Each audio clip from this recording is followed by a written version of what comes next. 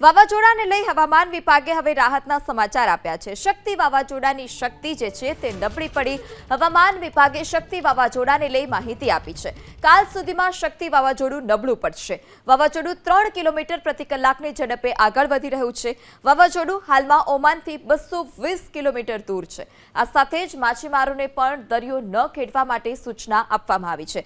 ગુજરાત પર જે વાવાઝોડાની અસર છે તે નહિવત જોવા મળશે, પરંતુ જે કાંઠા વિસ્તાર છે તે કાંઠા વિસ્તારમાં આ પ્રકારે ભારે વરસાદની હવામાન વિભાગે આગાહી વ્યક્ત કરી છે।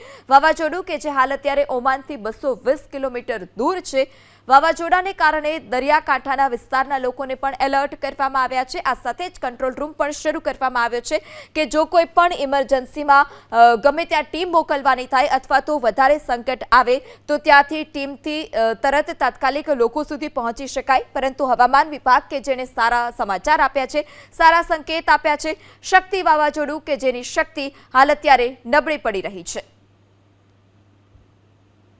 सीवियर साइक्लोनिक स्टॉर्म है ये अभी भी सेम पोजीशन पे बना हुआ है।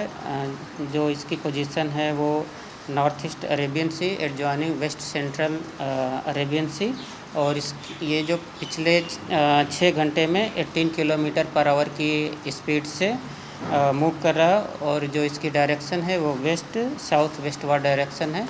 और ये कल 6 अक्टूबर मॉर्निंग तक इसकी जो डायरेक्शन होगी वो वेस्ट साउथ वेस्टवर्ड डायरेक्शन रहेगी।